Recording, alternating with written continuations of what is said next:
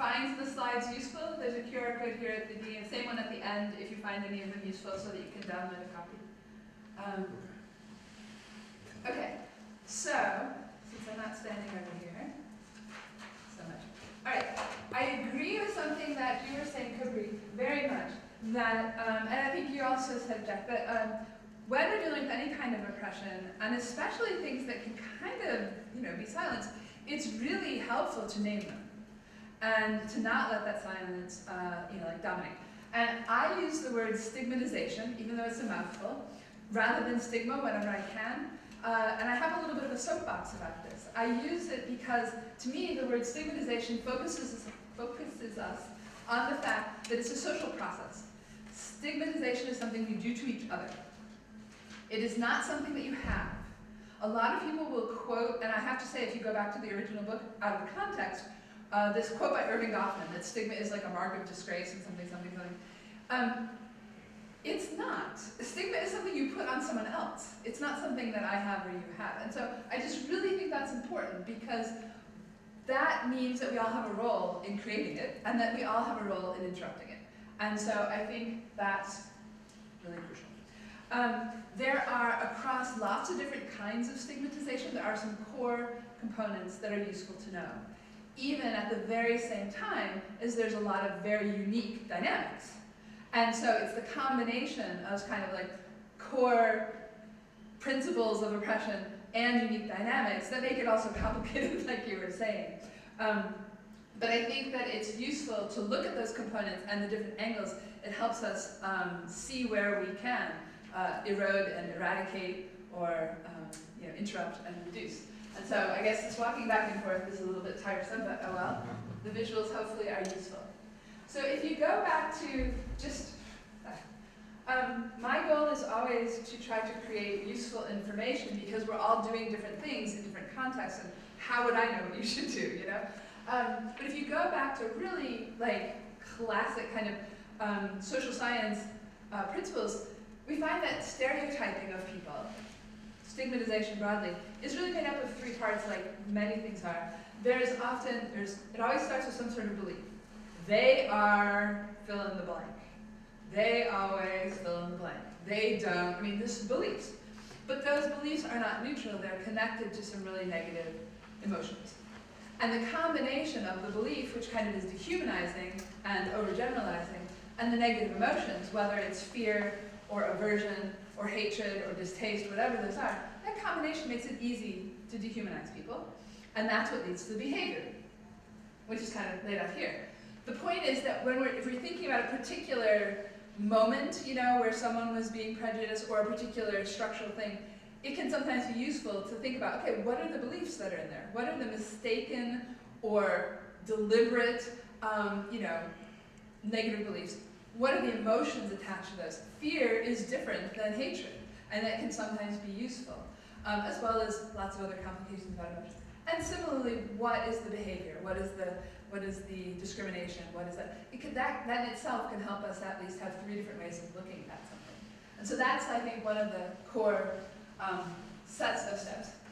And then the other thing that happens is that, as we were talking about when we were getting started, when you talk about stigma, it can sometimes, at least to me, seem like this big, amorphous cloud that we know is heavy and oppressive, but it's kind of big and amorphous.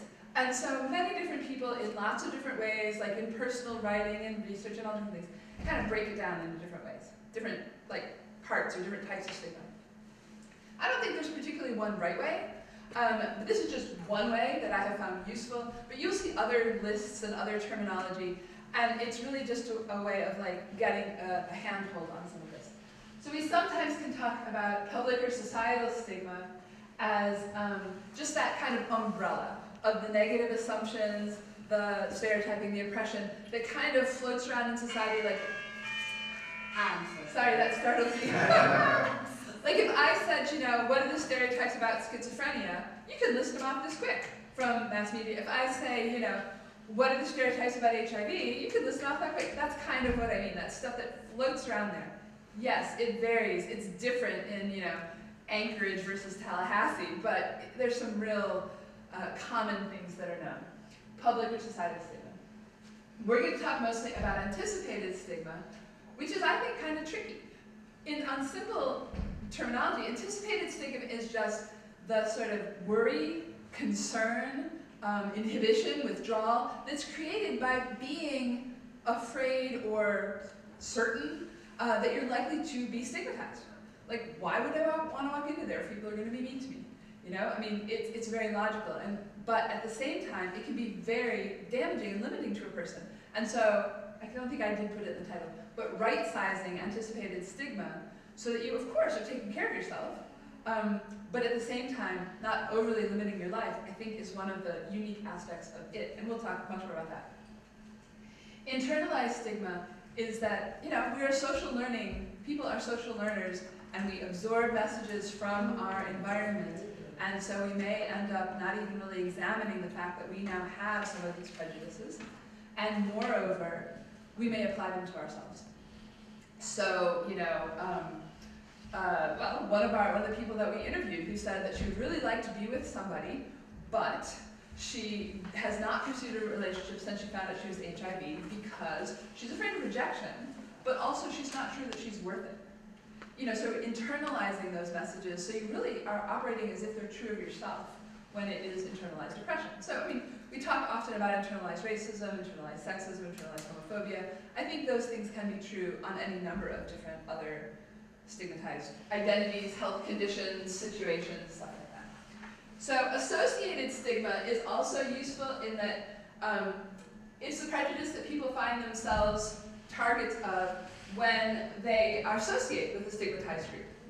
So, you know, why do you work with them? Why haven't you kicked that, you know, your child out of the house when they do that? That sort of thing. That you're stigmatized because of who you associate with. Again, just one list. We'll mostly talk about anticipated. There are other ways to break it down, but the idea of breaking it down can be useful. Are we doing a public service announcement or a campaign where we're really trying to make some inroads on public stigma? Or are we trying to talk to caregivers about how to push back against associated stigma? Those might be very different tactics that we want to use. So it can be useful. Okay. This is just one of my favorite quotes. I really like Meyer's minority stress model.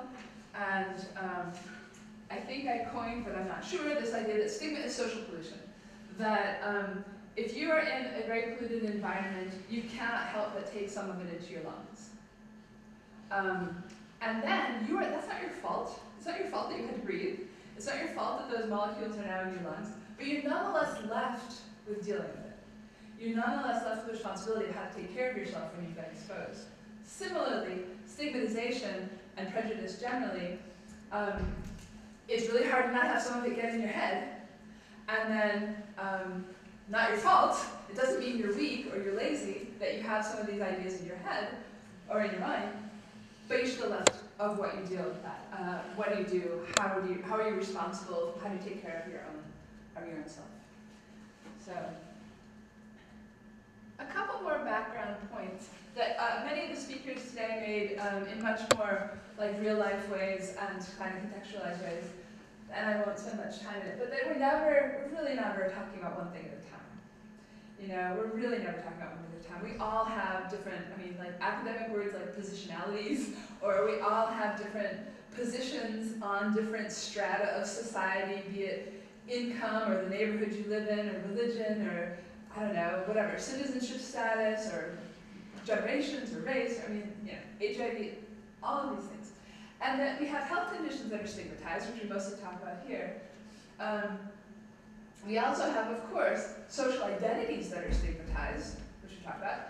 And then life situations, like being unemployed, being unhoused, something like that often are stigmatized. And then there can be other things, like lifestyle, values, politics, things like that. So that we're all living in this sort of matrix, and probably there's others, we can't include everything. The one thing I think is important about that is that it means, of course, no one size fits all, and that when we're strategizing, we have to think about as somebody just said, in the hallway, somebody just said, we have to think about who we are trying to assist, ourselves or others. It's not just like generically helping people, but also that these stigmatized parts of people's lives bring a lot of strengths also. I mean, many of these are communities and identities that bring a lot of solidarity, a lot of determination, a lot of creativity, and by necessity, for sure. No one should have to be this resilient, but it still is resilience, and it's still really creative at times. And so I think that sometimes when we talk about stigmatization, we kind of leave that behind a little bit too much.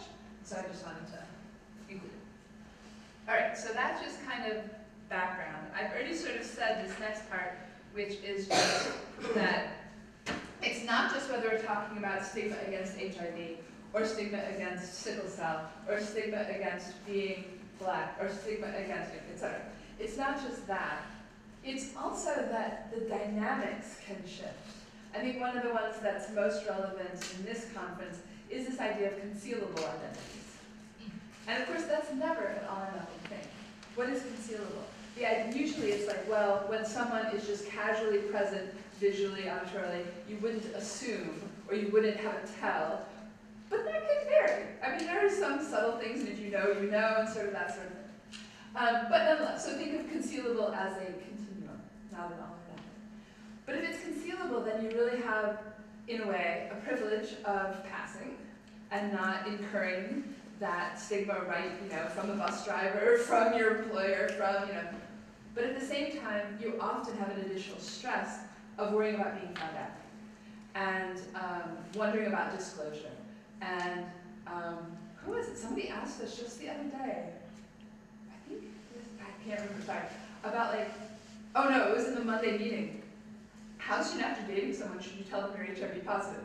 And the whole group sort of paused and was like, it depends. I mean, it's not, but you worry about that, right? So concealable. But also, if you think about certain identities and health conditions, does your family or those close to you share it? Or are they familiar with it, or are they not? Is it really separate? If you were saying sickle cell and sickle cell trait, well that might mean, and I don't know your family of course, but that might mean that people kind of get it a little bit better than if you're the only one for 3 generations. That might be different. And similarly, changes in current events and fluctuations. The uptick in intolerance and sort of scapegoating and targeting of transgender people now, and certainly of immigration. So that these are dynamics, both micro within ourselves and our families, and macro, that can affect all of this, is the point. Okay, so anticipated stigma is the main thing. So if anticipated stigma is the expectation that you might be stigmatized if you go someplace. I have this habit of putting notes on slides, and it's too unwieldy, I have to say.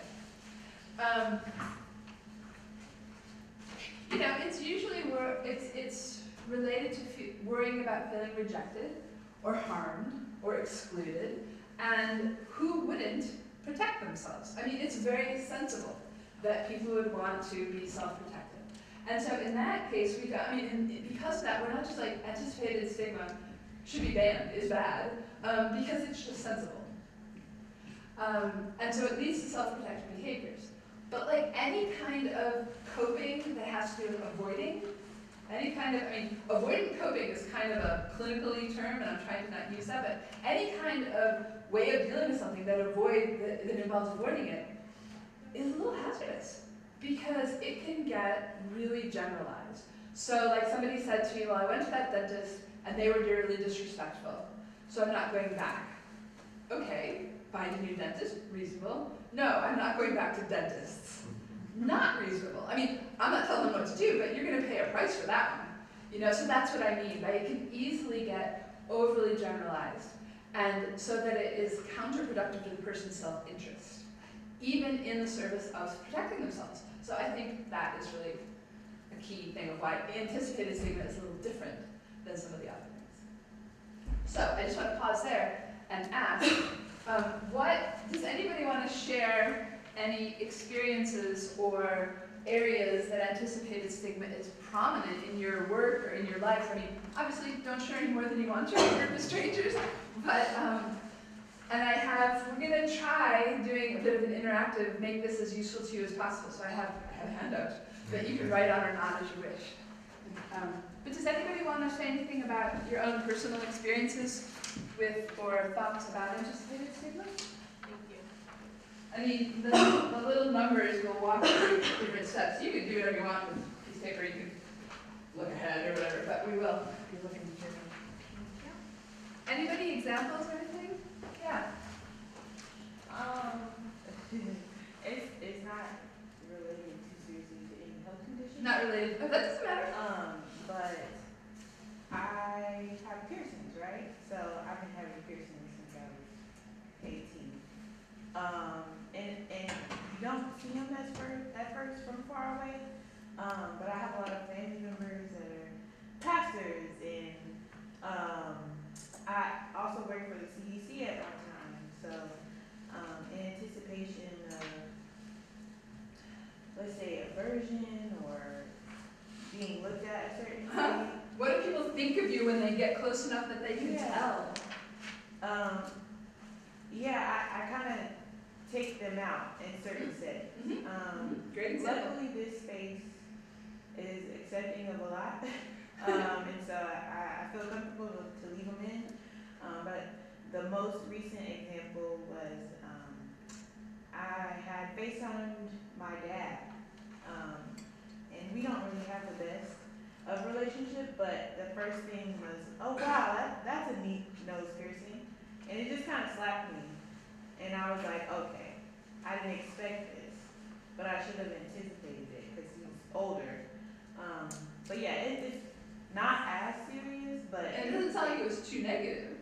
no, it wasn't. But it wasn't that negative, but it did make me feel a certain way. Interesting. Yeah, like I should continue doing what I was doing maybe 2 or 3 years ago, and making sure certain people don't see me with my piercings, and making sure to conceal that part of myself at certain times. Exactly. So you're concealing some part of yourself, and you have, in a way, you have that option, but it comes at a price.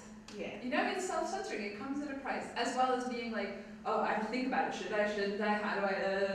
Yeah. So I mean, it's a nice concrete example. Anybody else other thoughts about anticipated stigma and how it's relevant to your work or anything that you're doing? So I went to a predominantly white school. So going in, I knew being black, I'd be, I'd be othered. And then this whole gay thing, whether I use that term or same gender loving, that was another thing to think I'll be othered and people can tell. Yeah. And then HIV, I was like, oh Lord, that's 3 strikes and gone. But I mean, and on top of that, I realized, for me, it's I go with religion, child of God. I really don't have to worry about it. But it does take an energy to when you anticipate there may be a problem. Yeah. And so I have to, so particularly in work, I just retired and all that, so I'm working on it now. But I was worried that people would other me thinking I can't do my job. Right. So I definitely hit it at work. Yeah. Yeah. So you may have to make these decisions.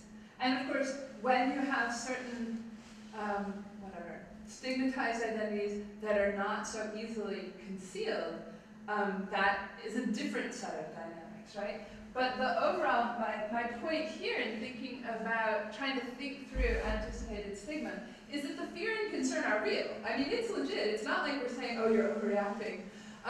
Because, even small social slights hurt.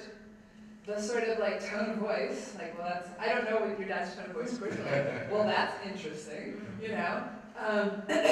or there's so many different things. The wondering about like, well, did I get passed over for that because, but I don't ever know. I mean, there's so many things. So the fear and concern are real. And I mean, it'd be foolish to not think about these things. But when does editing oneself to, lower that amount to self-censorship, which, the best tools of social oppression are what we'll do to ourselves. It's much better if we just self-censor for those who would like us to be different. I mean, then they don't have to do anything. So that's the tough situation that I think makes this so important. And there's no answer, of course, because it's an ever-moving thing. But to get onto strategies, it's thinking through that, not trying to not be reflexive, but rather thinking through, while acknowledging that all that thinking is exhausting, like your point about your piercings was. So when it gets overly generalized, if you think I can never show this, I can never do this, I'll never get ahead, whatever, it gets overly generalized, it can block your own goals, your own path, your own best interests. And that, of course, is really damaging. And that's on top of the stress and harms and blocked opportunities that prejudice and discrimination are actually happening as well. So this is on top of all of that. So I think it's important, sometimes I think of it as like, I don't know, I'm a very concrete person. Think of it as like literally how many concrete blocks you're trying to carry around on your head while you go about your life. And it's just kind of not fair. So we've already talked about this. One of the big dynamics of internalized stigma is this issue of disclosure. If I'm not like out, obviously, or if I am not obviously out, sorry, there's two different choices there. Who do I tell? When do I tell? How do I tell? What can I say? And that just can be exhausting in itself. So that disclosure dilemmas are an important part of the whole internalized stigma. And I think you all have illustrated that even better. But I just wonder, anybody want to add about disclosure as a dilemma? We'll talk about strategies in a second. But any other thoughts coming up? Well, I guess even when I got the job with you all, with the Iris study, I thought about, should I let you know that I was in recovery? And, because I have been with jobs and I've heard people talk about addicts, and so I had thought that, you just don't know what the reaction's going to be. And I'm in a job interview, right? Right. But I said to myself, I'm going to let you know because I'm just tired of having to hide that. And I feel as though I was blessed to come out of that situation for a reason. So it's like either I'm going to help someone else with what I've been through, or I'm going to try to protect myself and, and hide it. So I just chose to go ahead and let you know. Right. And so it's been good because I think it's going to be good for sharing with the people that I'll be working with. Right. That I'll be able to share myself with them because it's something that they're going through that, I can say, well, I got through it, so you can get through it too. Yeah. Well, that's a great example. So just to clarify that the team of us and a couple other people are trying to create a one-on-one, although remote, interaction to help people who are HIV positive but not very engaged in care and treatment of whatever sorts would be good for them. With what part of that has to do with stigma, anticipated stigma, internalized stigma, and can we, in a very affirming, positive way, help them think through where they would like to be? Because so often this absorbing and this reacting happens kind of automatically because of the sort of currents in society. And Paula is it's kind of a generic term, right? Because we can't use therapists. It's not allowed because of Because I'm not. put it out there. But we use the term interventionist. So Paula will be the person talking to people in this research study as we try to figure out, we're designing it now, testing it out, and then doing an actual study. But I want to add one more thing to your story, which is a great example. Because we, myself, Wendy, who's like one of our managers, we very much wanted to hire someone who is both HIV positive and in recovery because of the peer connection. I mean, obviously your experience is the same as another person's, but at least you have that in common. We're not allowed to ask. Employment rules, you're not allowed to ask. Oh, You know, wow. do you have HIV? That is completely illegal. You know, do you have any history of addiction? Completely illegal. For the opposite reason we want it to ask, because it's so prejudicial. And so we like actually had at one point in the job notice, we had, you know, I can't remember exactly the wording, but like preference for people with lived experience, blah, blah, blah. They made us take it out. That was too direct. So like the line was something like preference for people with experience working with issues of HIV or something like that, because you couldn't. So like we're both coming at it from the same, not sure, you know? Oh, it was really annoying, but you can understand why those laws were in place. So thanks for that example. If we have time, we can go back to some strategy this more. The other effect, so disclosure dilemmas and all the stress around that being one thing. Another manifestation of like anticipated stigma really easily leads to internalizing these things. You know, and I've already, this is my little diagram for pollution, lungs, stigma, internalized. That's me. But I won't go over that again, but this is like what happens so easily to us. You know, that people say stuff, like, you know, maybe you've had some experiences, or maybe you just heard that this happens. It doesn't, we know that depression does not have to happen to the person for them to know that it's bad. And then it can easily get internalized, especially if it happens, if you're exposed to this a lot, that, you know, they're never gonna hire me, why try? Well, maybe they're right, maybe I can't do anything. It's just a really, unfortunately, slippery slope. And so internalized stigma can be another, like a cascade, and that's another reason why it's dangerous. So sum total, all these things add to, these are the cement blocks, you know, just add to the burden, the stress. Okay, so if you want to, my thought was, I did not know from Patty and the conference organizers whether we would be 50 people or 5 people or whatever, and I'm thinking, I do not like just talking. That is not useful. People need to engage, and how can I engage when I don't even know what the room is going to look like? And if anyone vacuumed, I seriously would have brought a vacuum if I knew. Sorry, it just seems impolite to bring you here. So this is what I tried to do, is something that's sort of individual. So if you wish, you could think about something concrete that you're dealing with, or that you might deal with in the future, whatever, like, and just write a few things down in 1A and 1B. What problem of anticipated stigmatization affecting you, or do you want to consider?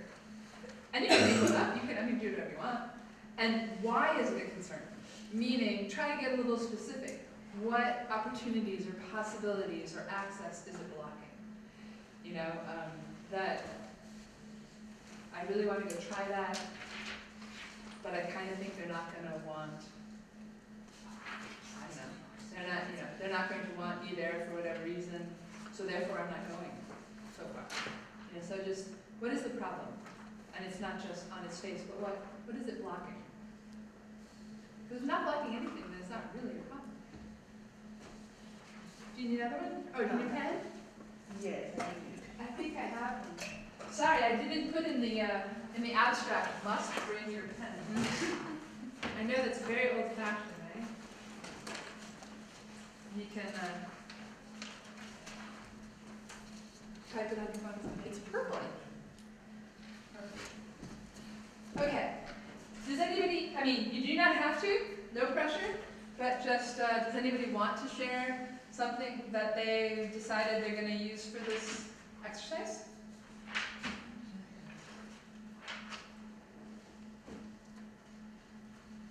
Where are we in time? We have all these devices, like what time? Okay.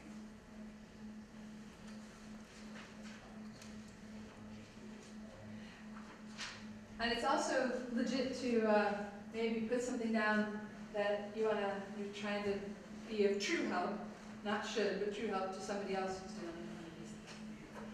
So then the rest, we're just going to walk through some of the strategies and what might actually help. So, like we were saying, anticipated stigma shows up as avoidance. Because you want to avoid, that's the whole point, right? Not showing up either literally or, like with your spirit or emotionally, staying silent, refusing things, declining things, going around things.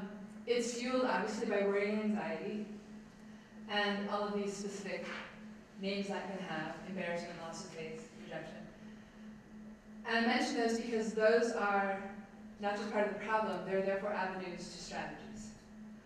So for example, sometimes avoidance, you can decide that you're going to approach, even though you'd like to run away.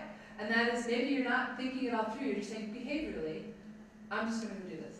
I am a very, what would we say, wimpy dental patient.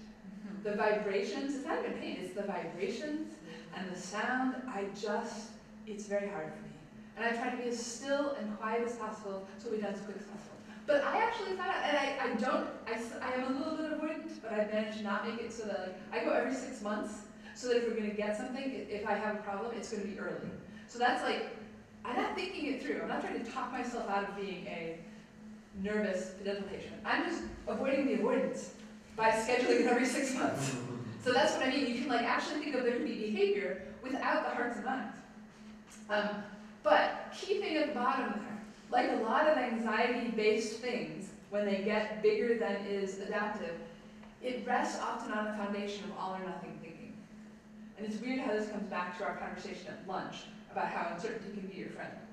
So, this happened in the past, it's always going to happen. It's not just that dentist, it's all dentists. Or, I heard that this happens to people, so I'm not even going to try it. I can never do this, no one ever does that. This kind of all or nothing thinking sets us up for that avoidance. And that is a really key thing, because that's something we can do more about. So, those are 3 principles of how can you avoid avoidance. Cope with worry and anxiety, because sometimes the emotions itself get so aversive that adds to it. But there can be small personal ways that we can tolerate it better, and then disrupt all or nothing thinking. So, if you want to, the box is labeled 2 on your handout. You could think down into your situation a little bit. What thoughts, assumptions, or fears compose the situation? What are the worries? What is the concern? And try to be specific. Because being specific, I'm afraid, he's going to kick me out of the house. I'm afraid no one will talk to me and they'll look at me funny. And then B is just part of the context. None of these things happen in isolation. So it can be really important for strategies and solutions to think through. Are there other, especially stigmatized, things about the situation or your life or the person's life that you want to remind yourself of? Just to set yourself up for kind of coming up with a right-sized set of strategies. Anybody have questions about any of that?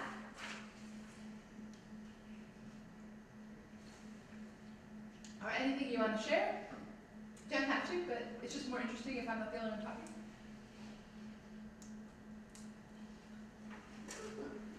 Go ahead.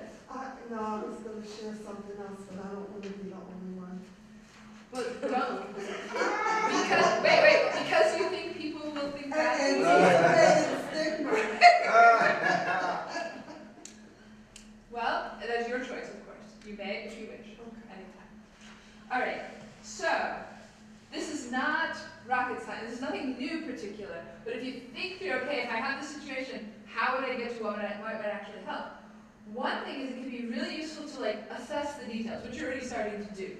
What are the fears and worries? What's being obstructed? And what maybe am I or whoever being kind of all or nothing about? That's really helpful. So to assess the situation means to look at its different pieces more carefully than what happens often when we get afraid or worried, which is it's bad. But to slow down a little bit and actually assess. That is one really helpful set of strategies. So, I don't know, anybody have an all or nothing element that comes to mind? In me, it's whenever I go to the dentist, I could die. I feel that's not really true, I know that's ridiculous, but I could have to cope with a lot of anxiety. And that's not accurate. It's not always bad.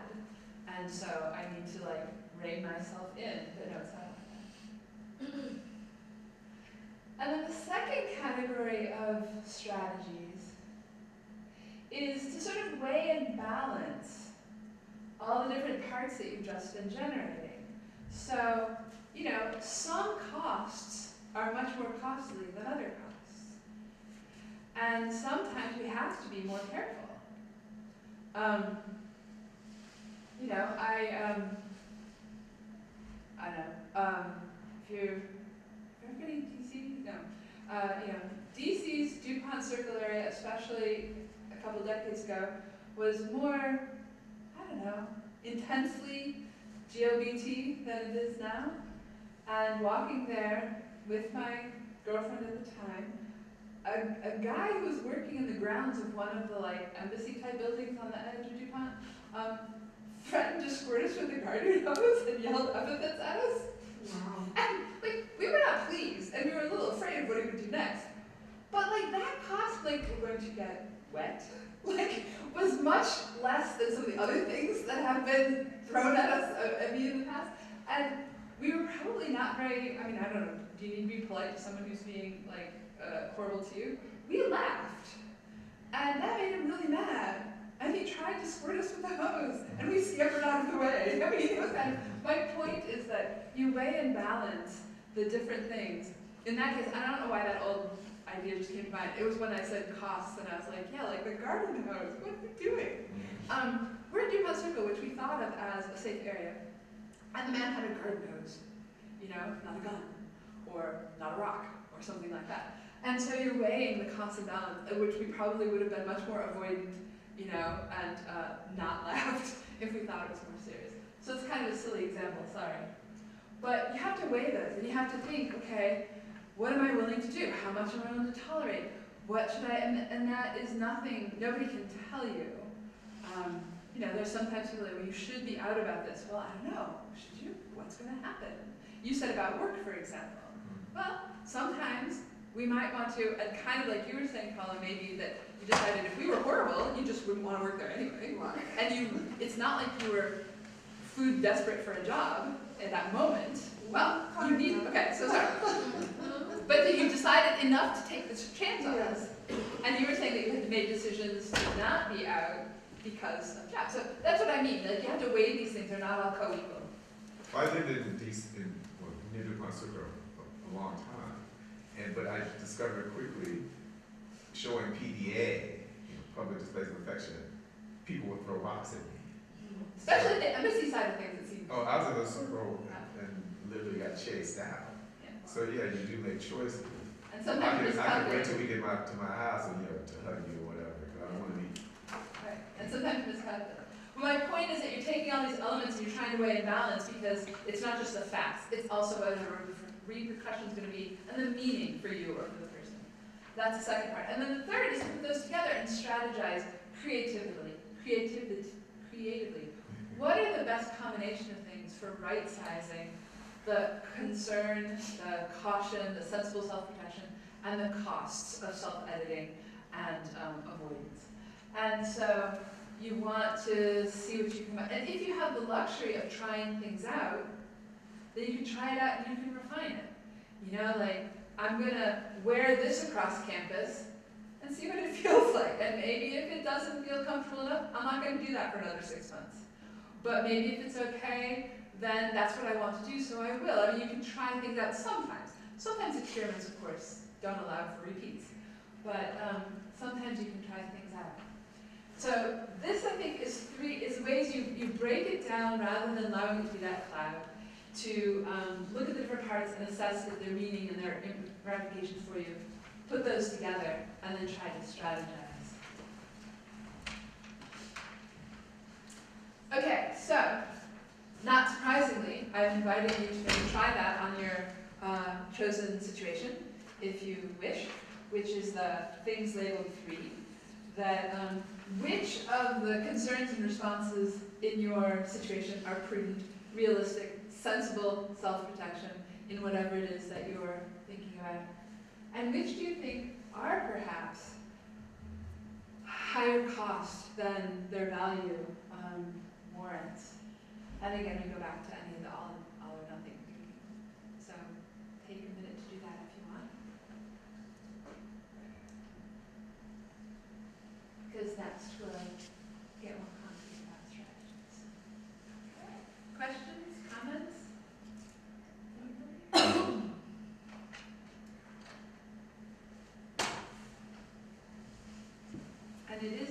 chilly in here, if you want to stand up, if you want to move around, if you need a break, feel free to take care of yourself in whatever works.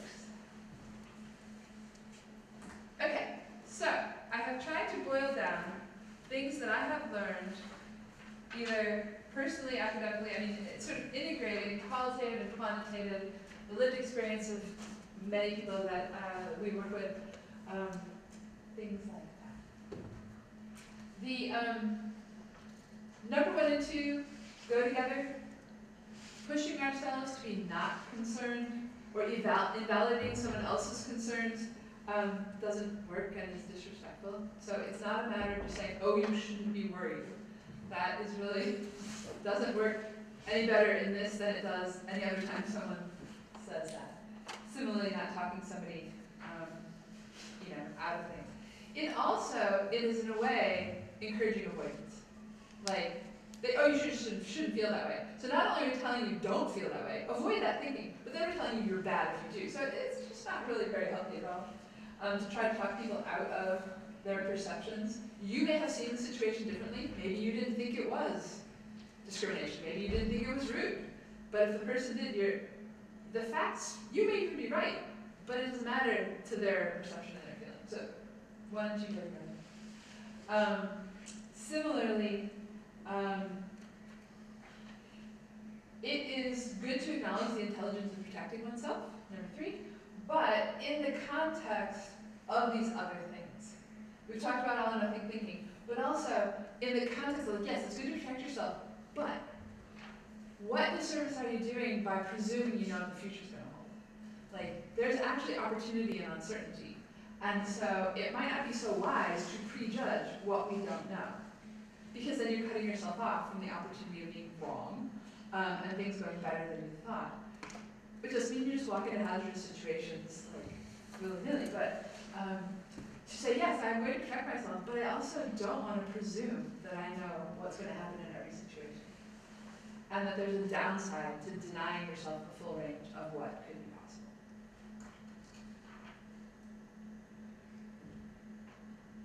Any thoughts or reactions to any of that?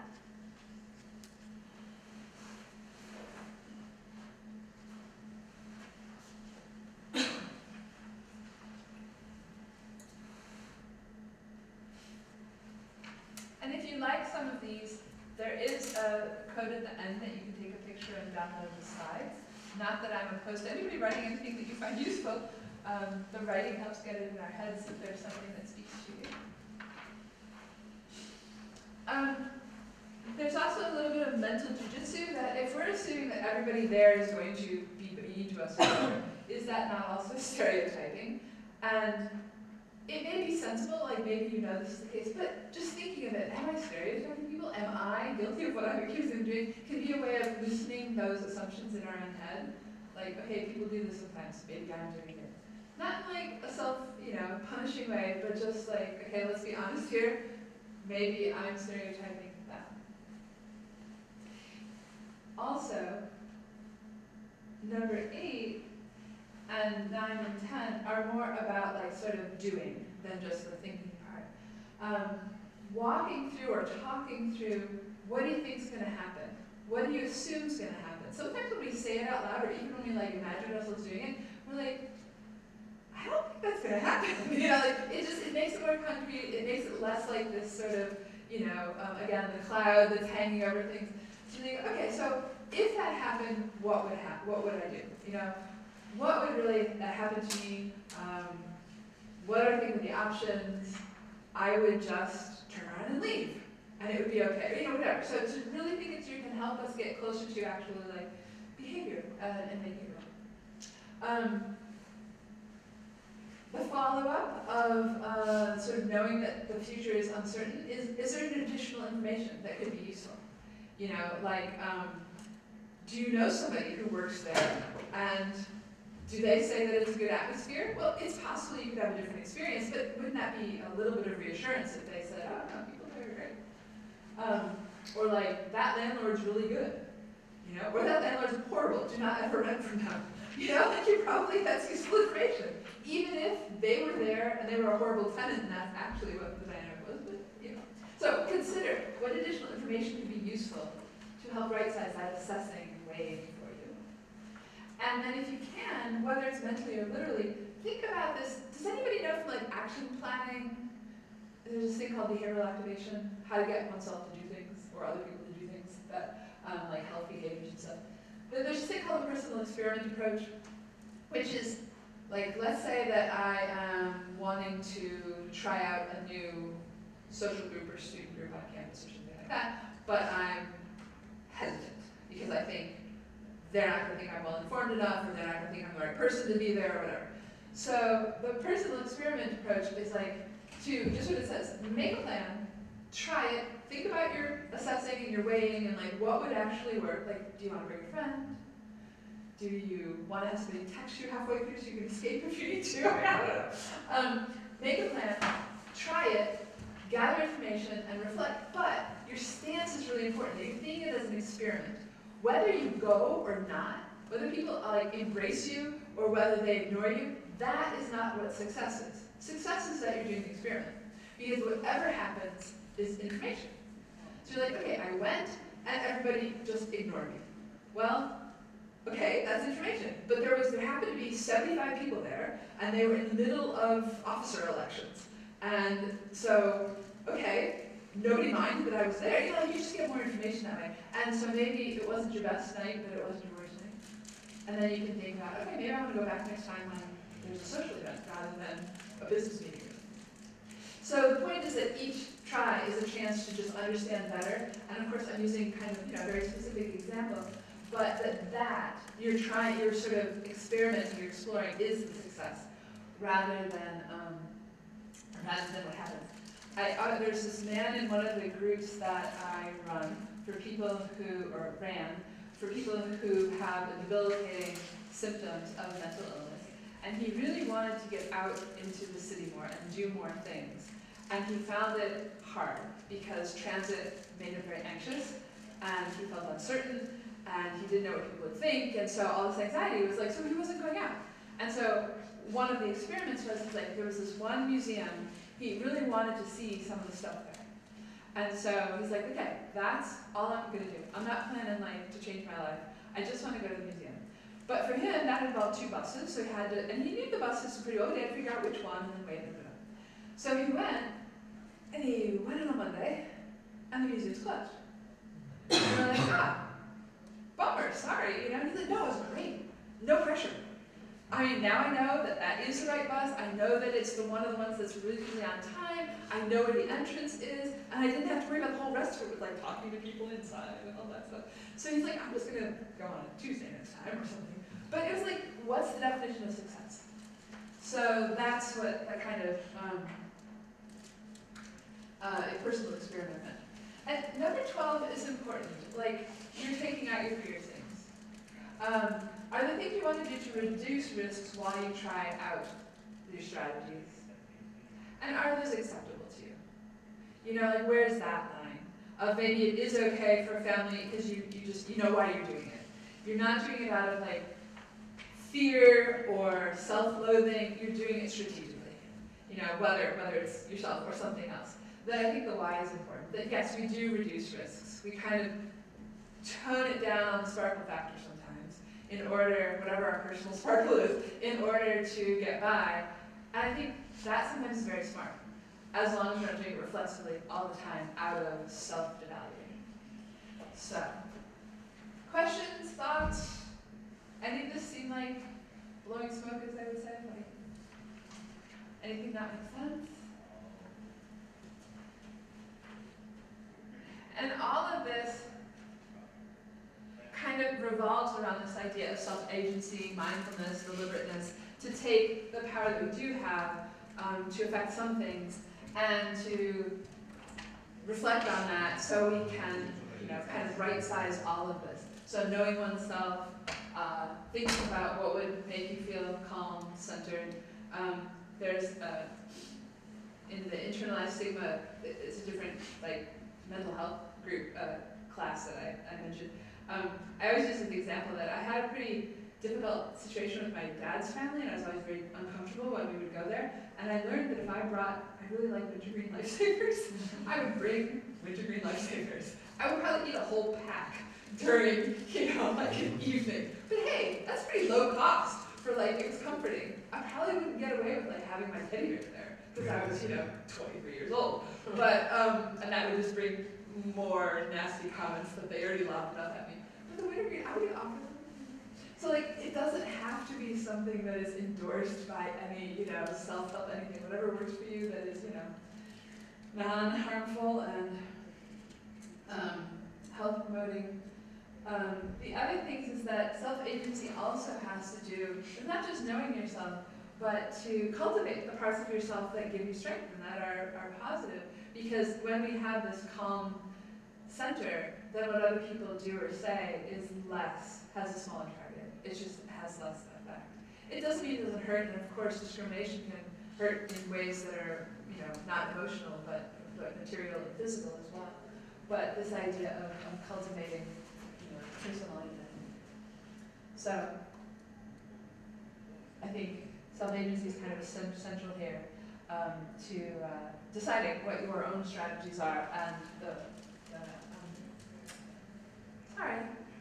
the pros and cons of the different costs of each of them. Okay, so you can look at number, did I get 4? Let me just skip over these and come back if people want to. So number 4, this is like, we've talked about a lot of different ones briefly, specific strategies that kind of fit together in different ways. And so if you are walking through a situation to apply this for yourself, what stands out? What versions of any of the strategies we're talking about might apply? And are there pros and cons? Is one a higher priority? Just kind of give it a few minutes thought.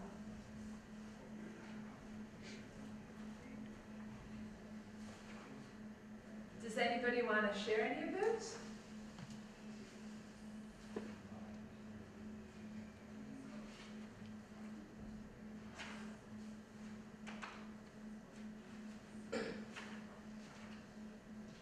Okay, fair enough. Let's see, where are we? 242.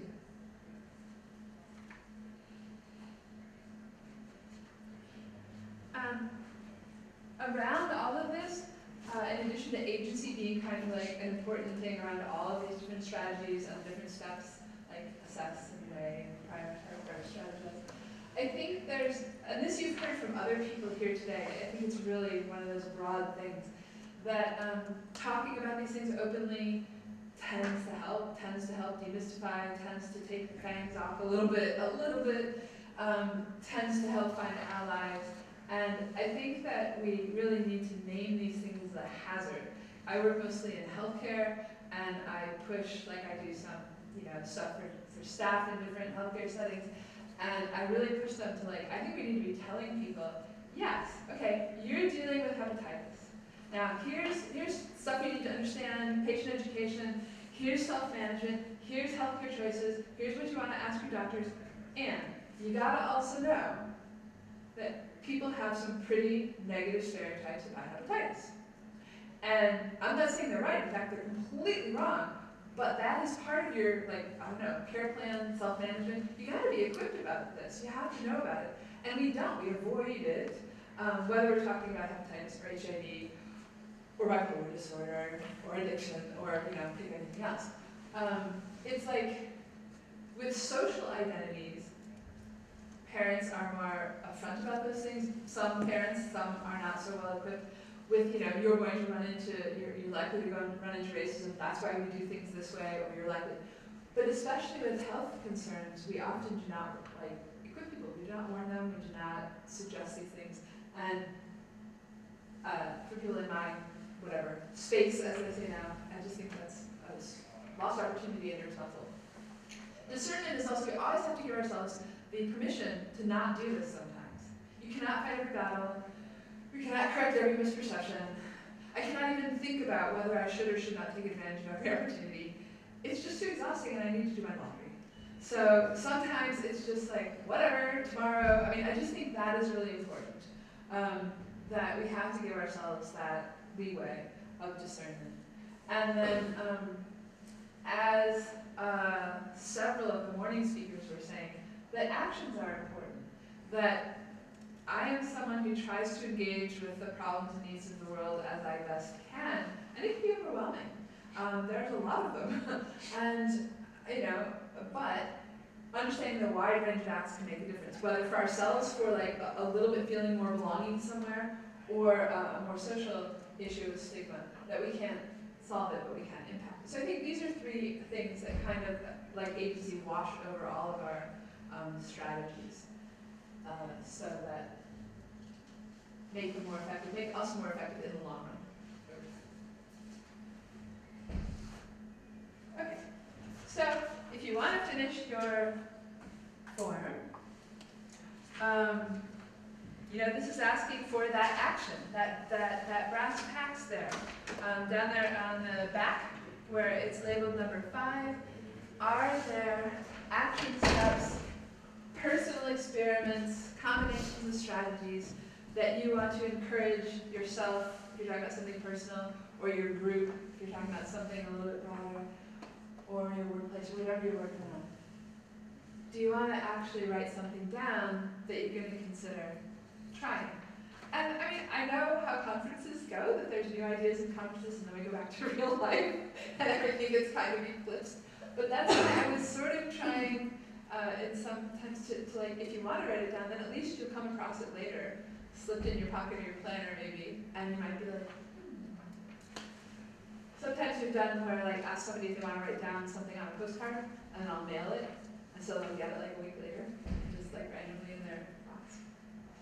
And it can be really good to sort of not just go down one path, but like kind of brainstorm and think about, okay, again, I want to go to that new group, I'm nervous about doing that, what would be 3 different ways? Well, I could try this thing, like more like, well, I'm going to follow their Instagram for a while and kind of lurk, a little bit digitally and see what it's like, what kind of messages, what kind of things do I see, and decide. Another one would be like, well, I know they're having this, event, I'm going to go there. There could be different ways you could approaching, and that's what I mean here. And then the rest of it is just, I think, pretty self-explanatory there on the sheet.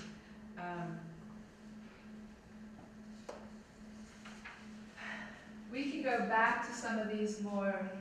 I had some other. I don't know where a group is going to want to go, so I have to kind of try to build in some things depending. But is there anything that you want to try to change? Some more advocacy. We've been talking about kind of coping with the status quo because that's what anticipated stigma is about. But of course, if we make the environment more friendly, we have less stigma to deal with. So changing things, whether it is asking, that relative to quit asking me about that thing, politely, and just be like, look, I've told you, I'm doing that. When I do it, could we not talk about it for 6 months?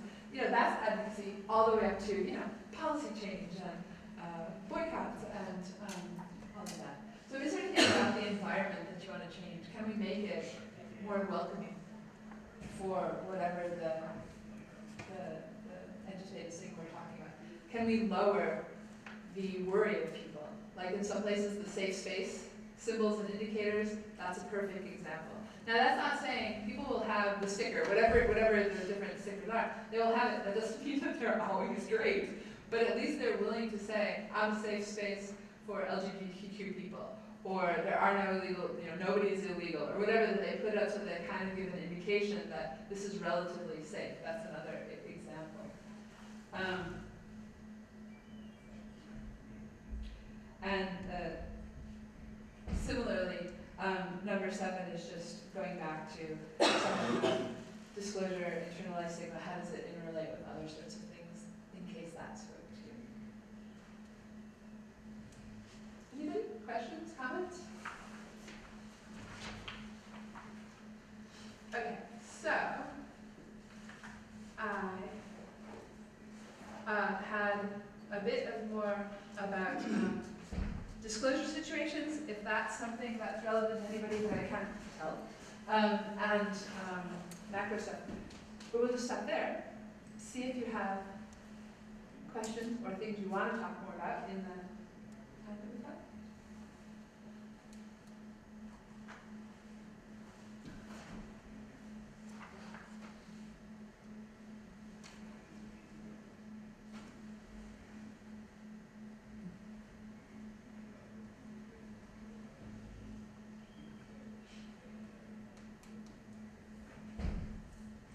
Anybody, any reflections or questions?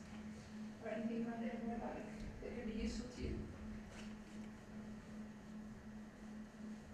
Thank you. That was very informative. It was, And let's look up the strategies, the strategies that we take away from here today that can really help everybody in their Hopefully. daily life. And if there's something we can do together, I mean, in one of the interest groups, if there's something we can do together going forward, happy to, with any of this. Wonderful. Blog post or something. Yeah. Adding it to blog post. Oh, yeah. I really appreciated some of the analogies that you used that had a lot of, specifically the social pollution aspect. And just looking through the slides, there are a lot of things that make this topic a little bit more digestible. And so that's something I really appreciate and I can take back to the work that I do as well. Yeah, I mean, I've landed on this particular niche, what you're talking about, internalized anti-stigma, because it seemed like there's a lot of people, all of us, there's a lot of people in organized units, kind of like your workplace, and folks and Howard and other, who are trying to reduce what we were calling public or social stigma, and trying to educate and trying to just get people to be less mean to each other and not do this. But that's a long road. I mean, we know that's a very long road. And, universal statutory justice and all that, but very slowly and not evenly, And so in the meantime, we all have to exist in the current social environment, and it's pretty polluted. So what I perceive to be and this is just over time, I mean, make it sound simple, not straightforward, but is that there's a lack of strategizing about, okay, so how do we get through the current social environment with the least amount of damage? And maybe, how do we navigate that? How do we take care of ourselves? How do we not internalize things? We had at the Monday meeting, there's all these phrases. Don't buy the baloney, don't believe the hype, don't drink the Kool-Aid, and there's one more. I was like, we need buttons, but nobody will know what they mean. But how do we get through the current polluted social environment? And there seems to be not much work on that, on internalized stigma and disability stigma. It kind of seems like some of the concepts are more closer to the idea of controlling what you can't control. Yeah. So I appreciate that. And some people might criticize that as being too individualistically focused. And I'm all for social change, but I just think we need that dialogue. We need both going on at once. So. Well, at the end of the day, you have to go home and live with yourself, right? Your thoughts are your Well, you have to take care of your own well-being. Yeah. I mean, hopefully others are helping to help take care of each other, but really, you're. Yeah. So, I hope it's useful. Feel free to be in touch if we can be any use. Absolutely. Feel free to steal slides, that's fine. Yeah, this whole conversation just reminds me of one of our conversations we had when developing Iris or whatever. And I remember Jessie had said this one phrase that just stuck with me, and it seems to ring true, and specifically when we're talking about stigma now, and like you're saying, how yes, it's important to change social aspects, but the individual is also very important. And he said that you can't carpet the world, but you can put on slippers, right? So it's like, yeah, and it really You're gonna add that one too. yeah, it really is true where it's how can I protect myself even if I can't, like you said, choosing the power to change the things that are in your control, and focusing on that. And I thought it was really interesting even earlier in the main session when they had said stigma only has power because we give it power. And so if you are, allowing yourself to be above any stigma or any, social pressure, Yeah. of course, which is easier said than done. Very easier said than done. I 80% agreed with that, but people can still kill you even if you you don't think they're right. Oh, yes, I mean, of like, course. stigma can still hurt you. Oh, You can yes. still get fired, you can still get denied housing. And it become, yeah, and it can become And- physical, And yes. well, or physical, but it also can, people can still snub you, you know. So I do agree with that you have to raise, which is what about the agency and cultivating self-identity and all of that. But of course, individualism is not where we're, It's not. but at the same time, it can still hurt you. So I was like, I was listening, I was like, yes, but. It is an interesting, yes, because like you said, of course, because hate can manifest into physical acts as well, like physical acts of hate and violence. And obviously in that sense, you can't, You cannot self-actualize. yeah, you can't just be above actual violence, you know? However, there is a lot of power that we do give to stigma in order to allow it to continue. It's just kind of like allowing value, we allow these values to exist in our world. And so when we stop, I guess it's just even giving attention to it, paying mind to these ideas and even honoring some of them as valid. You know what I mean? It's like I'm not even gonna have this discussion with you because I don't even think that your idea on black people, brown people, gay people, women is valid. I don't think those are valid opinions. So I'm not gonna pay mind to it. And like you said, of course, it's easier said than done because they can manifest differently. But I do think it is a nice sentiment to keep when we're talking about the more individual side of combating stigma. Yeah, the point of anticipated is the taking of anticipated is you can do the exact same thing, but it does make a difference why you're doing it. Yeah. And doing it reflexively out of like just an unthought through fear and kind of globalized fear, or you're doing it like kind of sensibly, like thoughtfully, strategically, and while separating your worth from the message, you know. And from danger. Well, yes, right, Shelter that's the yourself point, from right? danger. So, yeah, thanks for that. I think it's true, and it relates to what we were saying, like, okay, it's good to protect yourself, but protecting yourself too much can be bad. Yeah. We were talking about how to deal with all of what's going on in the world, and you want to do things, and then how can you take all this in, how can you stay functional, and you have to protect yourself, but then people protect themselves too much, and then they're fuzzed out about everything, or they're protected out. So, you can protect yourself by never going out of your apartment, and nobody will be mean to you, but, you know, there's costs. So. Anyway, it is almost 3. Happy to stick around if anybody wants to chat, but also there's lots of other great things here, so why don't we finish? Feel free to be in touch if it's, you know, of any use to you.